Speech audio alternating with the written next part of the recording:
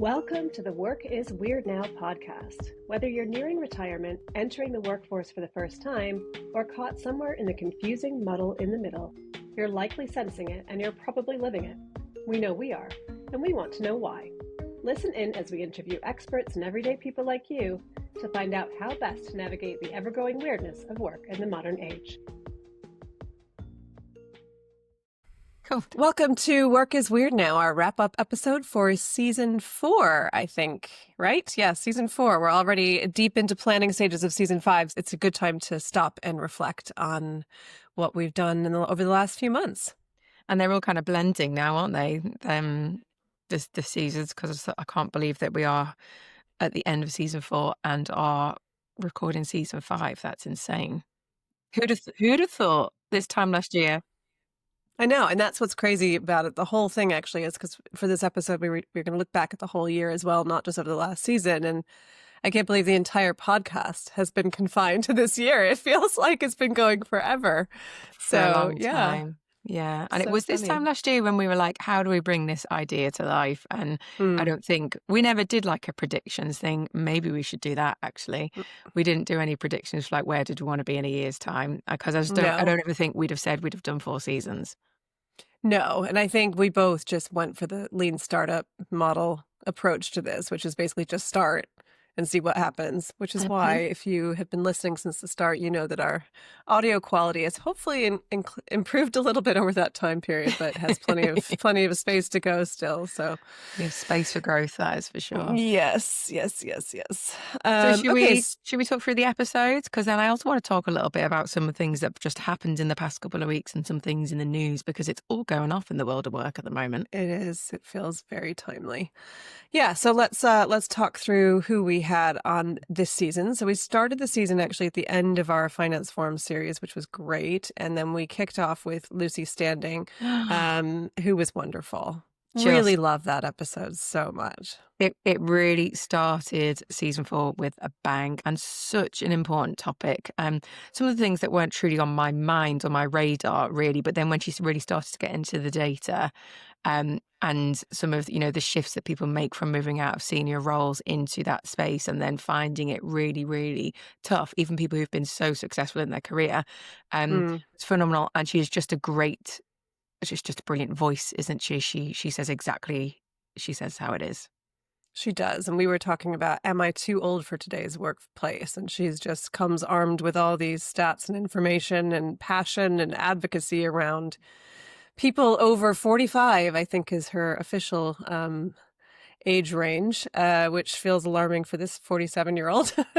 But yeah, it was just a really so many interesting insights about what's happening in terms of ageism in the workforce. And I saw some stats yesterday about just how many of us in the workforce will be over 45 in the coming years. So it's certainly something that we need to address quickly. Yeah, and somebody who is 40 next year, that's not that far away from me. So got to be aware of these things. But yeah, she's amazing. And then you met her in real life. Yes, I did. And she was just as amazing, if not more so in real life than she was on the pod. So yeah, if you haven't checked out Brave Starts, which is her organization, I highly recommend giving it a go. Lots of interesting members there, lots of great content and loads of good training and useful information as well. So yeah, she was really great. And then we moved into our second episode with Chris Budd, who talked to us about how we can achieve financial well-being. I had a moment, I think, in that episode of feeling very seen. I mean, actually, it was in the discovery call with Chris, because I was just like, oh, good gracious, I feel very, very seen right now. And I feel like everybody's probably done it the wrong way around with your financial planning. You start with the spreadsheet rather than what makes you happy, and it's just completely the wrong way around. So that's an episode really loaded with like tools and tips and really great advice about where to actually start on this. And Chris has got a couple of books, so it's really, really worth an episode. And he's another person that I'd love to meet in real life, to have a coffee with and a big chat. Yeah, really interesting guy. I mean, that is a good example of an episode where there's a bunch of topics and content where I feel more comfortable ignoring them or sticking my head in the sand. Financial well-being being among them. I think we were talking yesterday about doing something around retirement planning as well, which is another topic that just terrifies me. So it is good for me to lean into that discomfort and actually face the realities of some of these more financial challenges that we have around work. So yeah, really good episode as well. And then it was Yaroslav Dokopil. Mm-hmm. And how do we partner with AI? How did you find that one? I thought it was great. And actually, Yaroslav's become quite a great collaborator for us. Overall, he's wonderful, isn't he? I know. I know. It's so great. I email him all the time and just say, I want to get your thoughts on this. So yeah, he was really great. I actually did his course this year as well, which was great, really around how you more effectively just align your own workflow and your own work ambitions with AI. And I found it incredibly useful. So yeah, do check that out. And yeah, his episode I thought was really, really interesting. What I loved about Yaroslav is he's one of these people who is so far ahead in the world of tech than little old me, for example, but can really translate it to somebody who's, I'm at the baseline of this and he's way ahead. And he really spoke in that simplistic way of what to do, how to do it.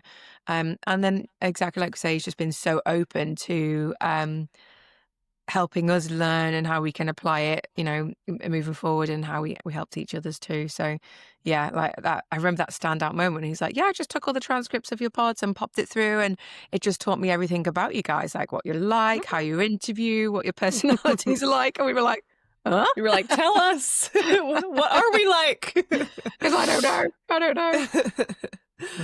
And then we had Claudia Cardinali, who is a influencer and digital profile builder. And we talked to her about how do we stand out specifically on LinkedIn without selling out. So, in the world of endless streams of AI slop content, how do we ensure that we are landing messages with authenticity and clarity and reaching the people that we want to talk to, which I think also felt really timely, really relevant to a lot of the stuff that you and I are talking about all the time in terms of raising the profile of the pod. And yeah, she just speaks with so much clarity around this topic. It was really interesting. Yeah, I've been a huge fan of the work that Great Influence have done for a long, long time. And Claudia's posts are fantastic. Again, she puts it, her narrative around it is so accessible, and she's created her own career of doing this on LinkedIn. And I think we're at a real turning point though. So somebody who, sort of finds it difficult. I find it icky, doing this, almost selling yourself. And this is not about selling out. So I do really think that we are at a turning point with LinkedIn where the people who are just using ChatGPT to churn out the posts with no value in there, that's exhausted now. And I think it's going to be a different year for the roles of influence, but I don't think it's going away. I really, really don't. I think we started to talk to her at the end of the episode about the role that AI will play in positioning people as authorities as well. So, maybe we can get her or someone else to talk to us about that in the future, because I think that's going to be an increasingly relevant channel as well. And then we had Antoinette Daniel, who was wonderful. It's funny how I think when you sit in the episode recordings, they're great when they're happening, but there are some that stay with you more than others. And this one has really, really stayed with me. She's just a powerhouse. She's amazing. She's such a warm presence too. We did the recording in person and she was just lovely. And she was, I think, the first one that we did in person on the day, and just completely set the mood for the day. I think just really lovely person to speak to and so passionate about what she does. We talked to her about what happens when we put dignity at the heart of work. And she just has such an interesting life story and brought so much new thinking and new awareness to me. Yeah, same. She is making great strides and has such a wonderful voice and does so much more than what her business does, which is a really important role. But you can see what she's trying to do, and like I say, just a wonderful, wonderful human. I think I cried in that episode. I think we all did a little bit. Absolutely. Then we had Paul Lambert, who has written the book Alive, and he talked to us about how do organizations liberate rather than constrain people. And I think for me with that episode, what was really interesting is because I've been outside of organizations for so long, I haven't worked within an organization apart from kind of, fractional style roles. I think maybe I'd given up on the idea or forgotten that organizations are actually really well placed to give people the same kind of autonomy and agency that you can get outside of an organization if they do certain things well. And I think that was just a good reminder for me that there is so much opportunity for organizations today as well to recapture some of that that energy and to become alive. Yeah. I completely agree. And the clips, I remember when we promoted that episode and when we recorded it, it was all kicking off, I think, with Trump and, brackets again. But his statement around we need to, completely bin off narcissistic leaders, it was just a real moment in time. So yeah, a really great episode. Yeah. Then we had Abigail Wilmore, who is a chief people officer and advises companies on the future of AR and HR and how HR can serve organizations and people more, which was, again, great for me, challenged some of my misconceptions, preconceptions about the role of HR within organizations. And she's got a real vision for how it can be reshaped to better serve people and companies in the world. Yeah, absolutely. And again, somebody that it was another really great in-person session talking about a division that there's perceptions about it. Like we say all the time, there's perceptions of marketing, there's perceptions of HR, and some of those are so stale. And a human resources. I mean, I don't think people call it HR anymore, do they? Like people and culture teams deliver so much more for businesses now, and they're still going through that battle and that shift. And I actually found a little bit of comfort in that, being a marketer, that we have this uphill battle of just being the colouring in department, that HR have still got this big internal battle as well, that they're just there to for people to have the shoulders to cry on, and so much more than that. And I think one of the things that we discussed after that episode too is this idea of IT and HR almost merging in the context of AI and what that's going to look like in the future. So I think there's lots of exciting things happening for the role of HR moving forward. So it'll be interesting to see how that unfolds. Yeah, absolutely. And then we had Nicoletta again in person again. It was one of our 3 pods that were brought to us by Jacobs Massey, which we are obviously eternally grateful for, the wonderful team there. But we bumped into Nicoletta at the podcast show back in May. Again, feels like a lifetime ago. And we watched her do her pod pitch live about career breaks. And we were like, if we see her again at this show, we need to see if she'll come on the pod. So we did. We found her and we wanted That's a nice way of putting, we basically chased her around. We chased her around the business design until we forced her in Islington. We chased her around. Yeah, no shame here. And hey, look, we've met her in real life now 3 times, which is amazing. And I just love what it is that she's doing. This is a side hustle for her, but it's a passion project. And she wants to understand about women specifically taking career breaks and what that has meant. And some of the guests that she's had have been truly phenomenal, and it's off her own lived experience too. So it's really worth a listen if it's something that anyone's considering. Yeah, I mean, I think it's something for her that very much broadened her perspective, allowed her to think of herself as beyond just the role that she'd been doing for some time. But I think what also is interesting about the topic of career breaks is that it is something that's been in the press a lot recently around, people having to take career breaks, right? For family reasons or to help raise their kids or to raise their kids or whatever it is. People are leaving careers for short periods for a variety of different reasons. And yet the system, the pension system, the way things are structured are not set up to support that. No. But actually they can be so enriching, not just for the individual, but also and the organization they're going to eventually return to, but also for the world in general. I mean, we need people to be taking time out, quote unquote, to do the important heavy lifting of society. So I think we'll have to, collectively revisit what that looks like, as a broader society. Moving forward. Yeah. And then season finale. Ben Legg. Should we all have portfolio careers? And if you asked Ben, he would say a resounding yes, we should all have portfolio careers. Yeah, I don't want to steal too much because I'm quoting Ben in my mixtape, but interestingly, I just messaged Ben and connected when we were still scoping out the final episodes of the season, and Lucy had said at the end of our episode, "Have you guys spoken to Ben Legg yet?" And yeah, hey, look, I think it's a fantastic episode. It's in terms of our stats, which we know we never become obsessed with. Ben's teaser clip was one of our highest performing. So it's definitely spoken to some people, I think, and just in the way in which the world of work is changing. Like my perception on work at this moment in time to what it was 10 months ago is so different. And a lot of those things that Ben Legg is saying are feeling very right to me personally. Yeah, I think, I mean, it might have helped that Ben has maxed out the follower numbers on LinkedIn, so they can't actually have any more officially. So that might have helped with some of the reach. But yeah, he is just the most striking thing about Ben is not all of the achievements of his life, which are notable, but actually that he's so incredibly present and generous with his time and is a real inspiration. I think it just goes to show that you can be really successful and be doing so much and be connected with so many people and still show up for everyone all the time. I mean, he's really, truly remarkable in that regard. And I recommend joining the Portfolio Collective. They've actually reduced their membership rate to just £5 a month. And based on what I understand so far, and I haven't fully delved in, but I have done a few of their networking bits and pieces. And Dan and I attended the Portfolio Collective conference this year as well.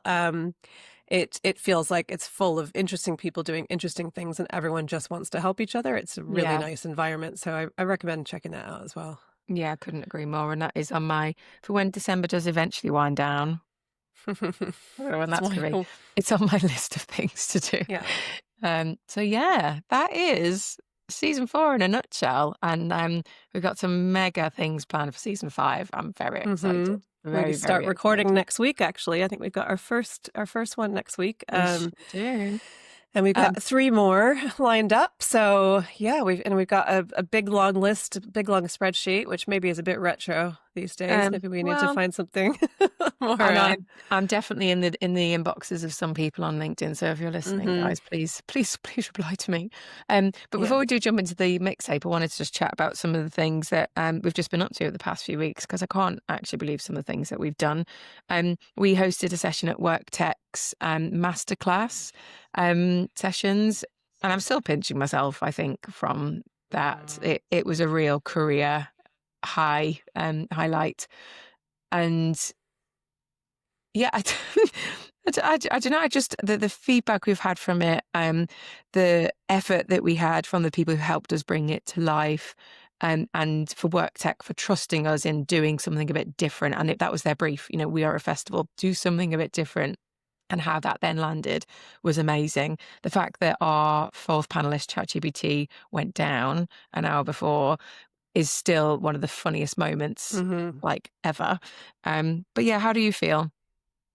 I think just showed that live events, live experiences, especially when they're a little bit different and something you weren't expecting, are absolutely thrilling. And there's really still no better way to learn and just feel connected to the wider world. So yeah, let's do more of those, please. And speaking of, we had a community event, is what I'm now calling it, because we hosted our first Friends of the Pod Christmas get-together, gathering, drinks, whatever you want to call it. And I am still coming down from that, I think. In a world of AI and, technology that is just rocketing forward, for me, that was the final event after like 3 big in-person presentations that I'd had that week. And all of it, I was absolutely exhausted and social battery 0, but just felt so high from the human connection. Like really, really did.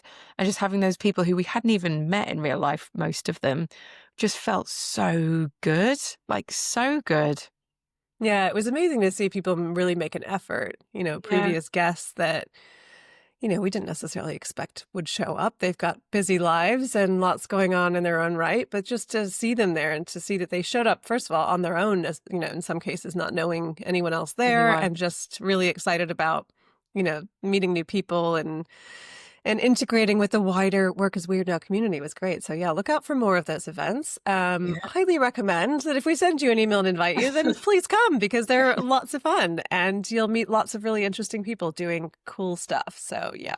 Yeah, absolutely. And then hosted my first ever, well, I've done it before, but it's all been internal. But this was the first fractional agency day that I've use the word trialed, but basically bringing together all the marketing, comms and brand specialists, you're one of those, Alice, into the room for a client that we are providing this fractional marketing service for. And we had an agency day where we shared everything about the business, shared everything about everybody's own verticals, some like stats and wins to date, what we've learned about the people, about how the business operates, feeding that all in, how we need to streamline some of our processes and just different ways of working. And honestly, again, the feedback from that has been amazing. And I think this is, talking about the future of work and portfolios all merging, fractional pieces of work merging.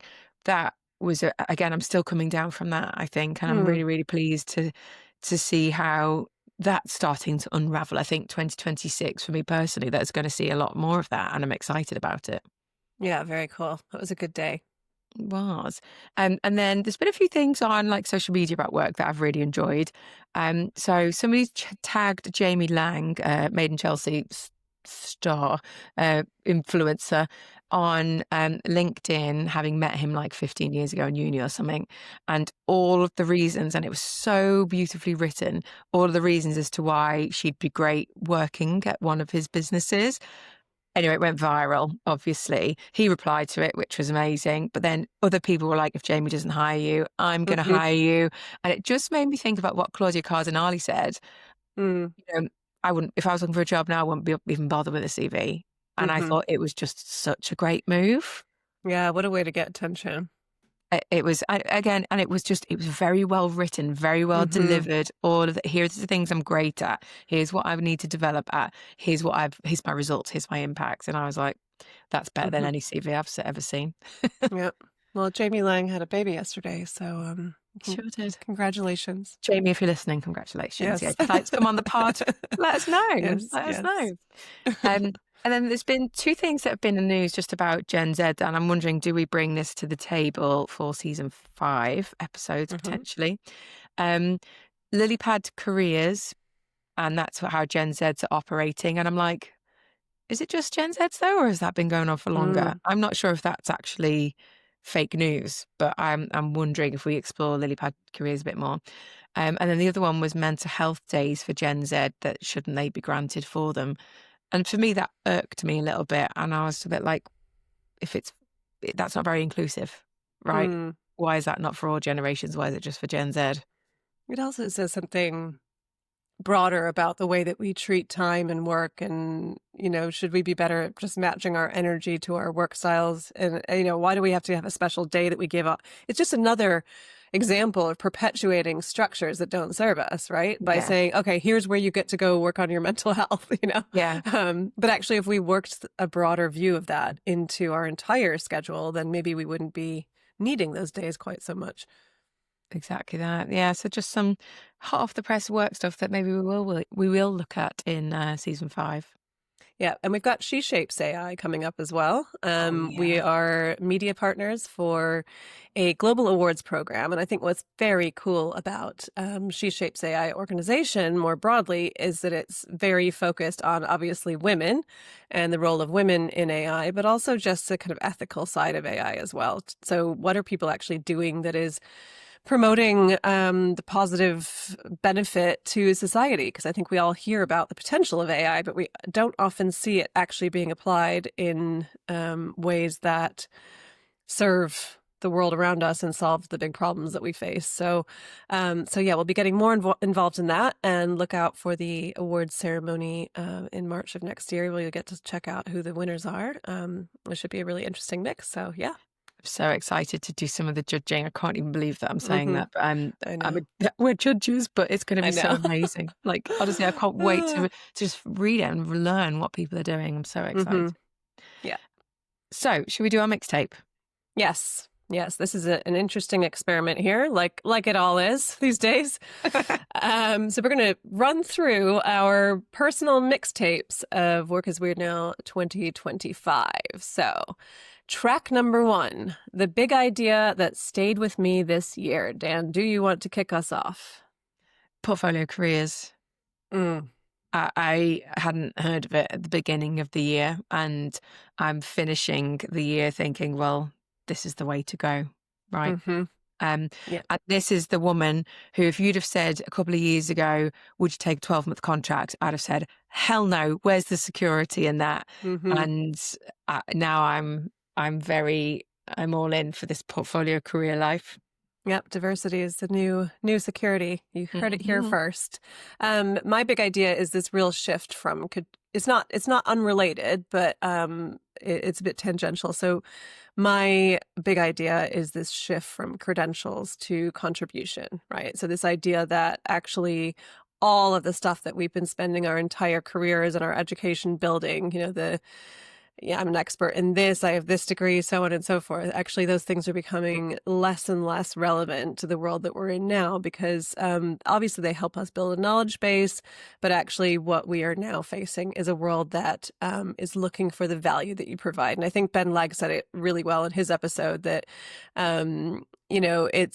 it's about understanding the value that you're going to bring. And actually, organizations don't care so much about what the expertise you have is. It's more about, can you solve my problem? And I think that is a really interesting shift. Yeah, absolutely. So, track 2, the guest moment that shifted something for me. Go for it, Dan. There's tons. There's really, really tons. But I think it links back to what I just said about the person who posted for Jamie Lang and what Claudia said. So if she was to apply for a job again, she wouldn't be bothering with a CV. She'd be building her personal brand. And this happened to me only a couple of months ago. I had a request in for some work and I met that person for a drink and I said, thanks so much for thinking of me. And they replied, well, I wouldn't have thought anyone else. You're front of my mind. And that just proved to me that even when I get sweaty palms over posting on LinkedIn, which I still get, that if you are running your own business or building a portfolio career or whatever it is, staying present in a way that feels authentic to you about the work that you do is vital.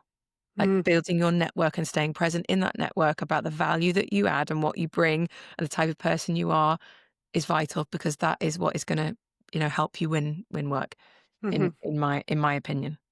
Yeah, and as Claudia said, there's probably nothing more valuable to build right now than your network. And so LinkedIn is the best way to do that at the moment. I think the guest moment that shifted something for me was Antoinette Daniel, just to return to that, because I think it was one of the few times that we actually took a step back and said, what is work really? What is the value of work at its very basic level? She runs a cleaning agency and she's very focused on providing a really positive, safe environment for the people that she employs and most importantly, to pay a fair wage. And I think it just reminded me in a really important way that the value of work is dignity, purpose, and agency. And I think it really all boils down to that. And those are the things we need. And so when people ask us why work, why do we focus on work on this podcast? Because that's what it's about. These are basic human fundamental needs. And I think that was a great reminder of that.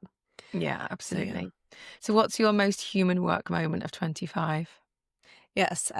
Track 3. I think I have to think about my actual work this year. I did quite a lot of storytelling workshops. So actually helping organizations to look at how to elevate their brand by embedding a storytelling culture. And I think just in really simple terms, it was so lovely. And it just reminded me that this core, fundamental, basic human instinct to tell stories is just as relevant, if not more so than it ever has been in this world of kind of an ever-shifting landscape. We have to find ways to string it all together and make meaning from it. And that is where storytelling continues to play a massive role. And I think in those rooms with those people and just sitting around and making stories and telling stories together, we had emotional moments, we had funny moments, all the kind of messiness of humanity. And it just is a great reminder that these things storytelling is what matters. And it will be forever. Yeah, absolutely. I think I've got 2, if that's okay. Please. So The first one is the role where I've been in-house at this year. The marketing has been like a fundamental part of the inclusion and belonging sessions that we've done. And we've done lots around neurodiversity, Black History Month, parents and carers at work. To name a few, I've presented at a couple of them, and it's been so raw that I've cried several times on these calls. They've all landed so well. Everybody that's spoken, and there's been a lot of people that have spoken on each of them, sharing their different stories and their experiences. And it reduces barriers. It shows that we are humans at the end of the day. We're all here. Yes, we're here doing a job, but there's so much more going on in our lives, that people don't see. And that what has happened before somebody's day at work, or even the challenges that you might not even realize that they're the challenges that somebody may have just digesting an email and not being able to fully understand, that we just don't know and don't see, that's happening every moment of every single day, for me was really, really human. And it's been done really well and really authentically, is what I'd say. And then the second one is just, it's a small one, but it's a small, teeny tiny touch that I can't overlook. It's when we interviewed Antoinette, and after she'd left, we'd noticed that she had just folded the toilet roll under, and it's just that little small touch that I will remember forever. And we all spoke about it, and we still tell people about it. And for me, it was just, we were all so overjoyed by this teeny tiny little thing, and we're like, she's just thought about everything, and I love her for that. I really do. Yeah. Okay, track 4, the funniest, weirdest work moment I witnessed. There's been a lot. I honestly, there's been a lot. But I think the one where I literally had a real life recorded coaching meltdown with Simon in our first season was because a few people have come up to me and said, "Oh, that was you could tell that was not fake." I was like, "Oh no, that wasn't fake. That was somebody asking me a question about what I thought my values were."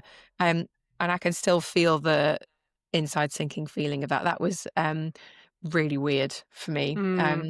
What was yours? Yeah, that was definitely not funny, but I felt your discomfort in that moment. It was definitely a weird one.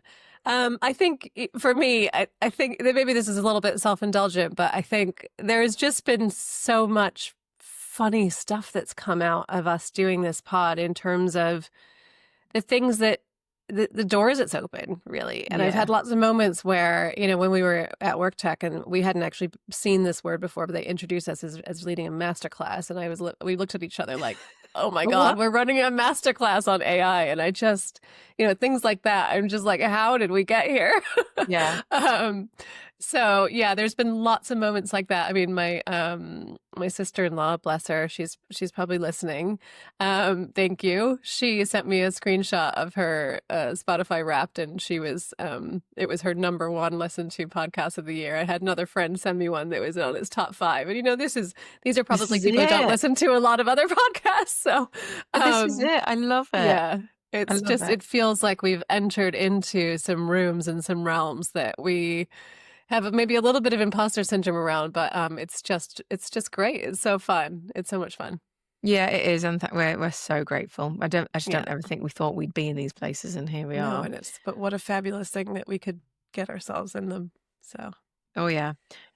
Track 5, something I'm leaving behind in 2025.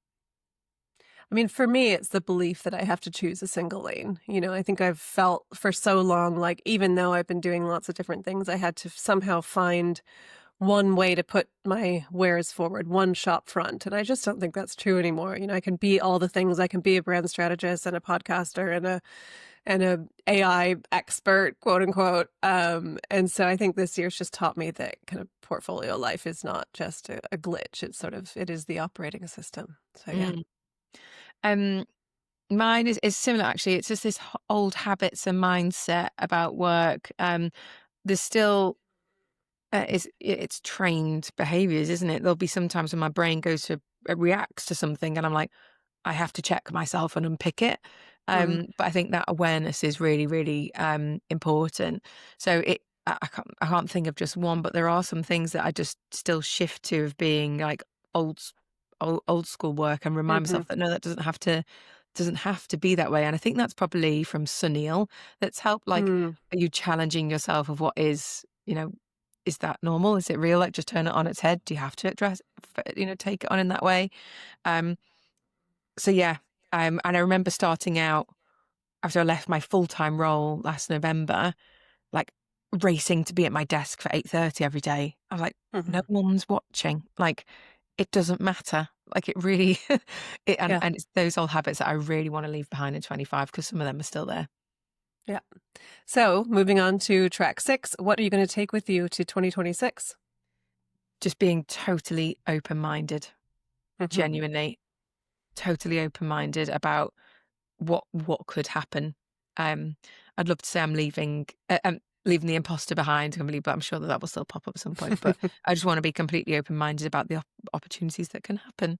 How about you?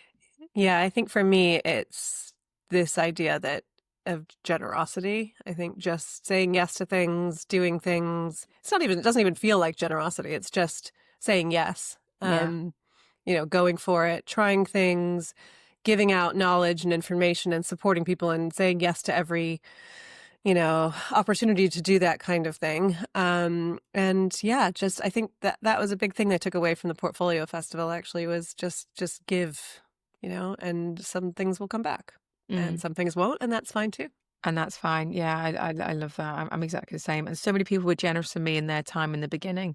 I'd love to be able to offer that back too. And the other thing I'm leaving behind is these headphones, because I can't connect these guys to my laptop, and I don't know why, but I would like to not be on film with my Britney headset, to quote Christian Hunt. I quite like it. So track 7, what is a behind the scenes moment from the pod that we haven't shared yet? We're pretty open, but I think we did end up cutting out the reference to the fact that we had to record Lucy standing twice. We recorded her the first time, and then I went to edit it, and I realized that basically we hadn't recorded anything that she was saying. It was just us. So we had to go back to her and ask her to do the whole thing over again, which she very graciously agreed to do. And actually, I think the second go around was even better, wasn't it? It was better, yeah.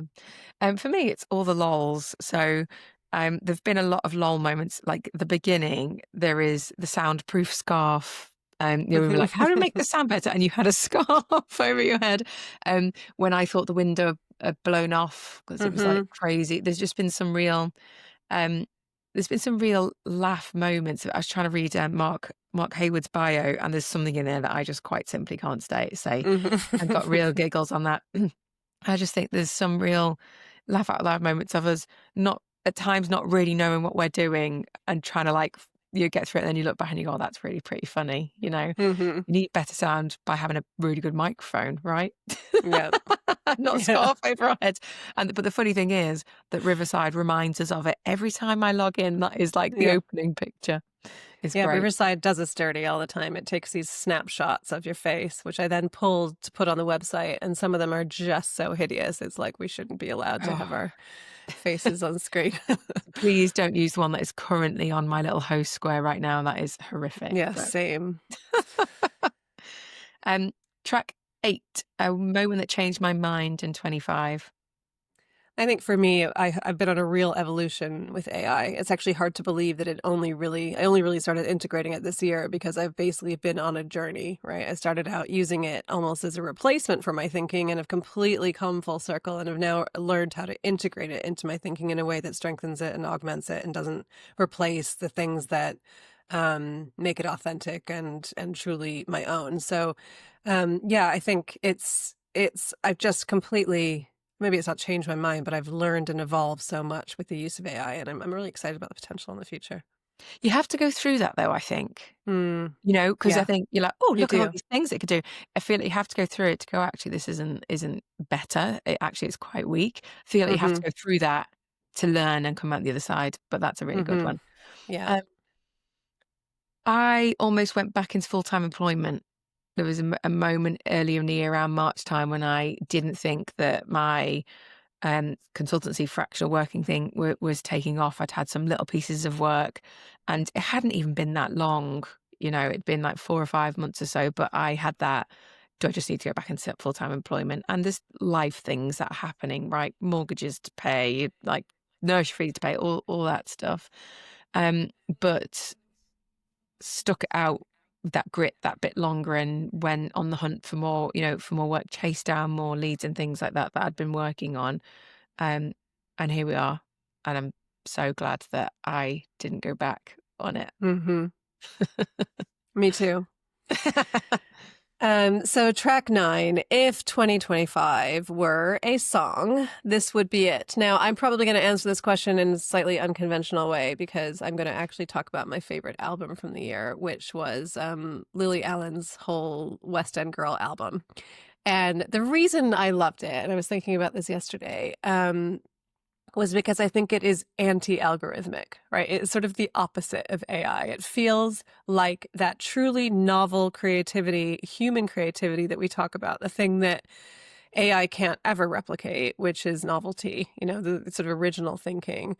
I also just love a kind of breakup revenge album in the spirit of Alanis Morissette's Jagged Little Pill and Beyonce's Lemonade. This is another one like that for me. It's about reinvention and vulnerability and honesty and female rage in all the best ways. And I just loved it. So yeah, shout out to Lily. You're also welcome to come on the pod anytime you'd like.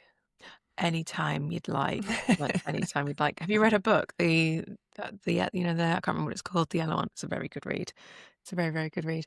And I haven't listened to the album yet, so maybe I will give that one a go. Love it. So good.